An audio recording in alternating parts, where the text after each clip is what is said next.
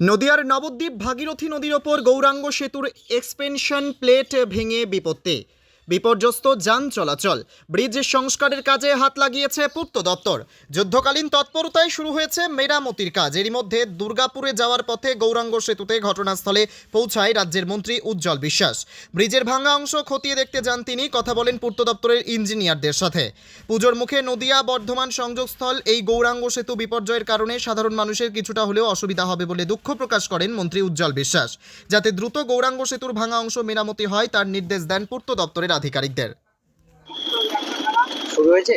হ্যাঁ, উপর থেকে অল্প একটু সমস্যা মনে হচ্ছে, আমরা ডিটেল ইন্সপেকশন করছি, করে ফাইনাল কি হয়েছে বলতে পারবো।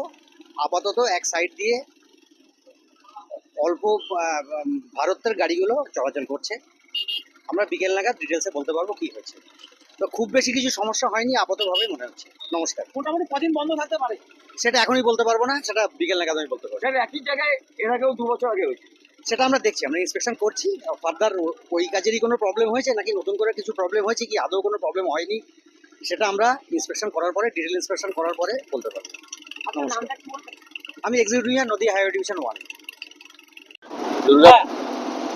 দুর্গাপুর যাচ্ছিলাম, তাহলে এইখানে অবস্থাটা দেখে দাঁড়ালাম, কারণ পাতি সরে গিয়েছে যা শুনলাম। ইঞ্জিনিয়াররা এসছেন, গত 2 বছর আগে এটা সারানো হয়েছিল, কিন্তু আবার এটা খুব সম্ভবত পাতিটা সরে গিয়েছে। তারা চেষ্টা করছেন, বলে যে এটা খুব তাড়াতাড়ি যাতে করা যায়, কারণ এটা খুব ইজিয়েস্ট রাস্তা, এটা দেরি করলে তো হবে না। তাহলে ব্যাপক লোক রাস্তায় দাঁড়িয়ে গিয়েছে। তাহলে আমরা তো কৃষ্ণনগর থেকে বেরিয়ে আমার প্রায় কিছু না হলো 1 ঘন্টা লাগলো খালি এই নবদ্বীপ ব্রিজ আসতে। তো বুঝতেই পারছেন, এই অবস্থায় ওনাদের সঙ্গে কথা বললাম, ওরা বলছেন যে আমরা চেষ্টা করছি খুব তাড়াতাড়ি যাতে এটাকে নর্মাল সিচুয়েশনে পাঠানো যায়।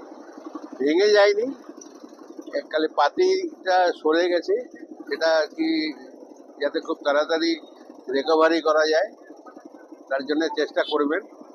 আমরাও চাই তারা খুব তাড়াতাড়ি ব্যাপারটা নিয়ে ঠিক করুন, কারণ এটা একটা সরকারের খুব নয়, এটা একটা ইমার্জেন্সি রাস্তা।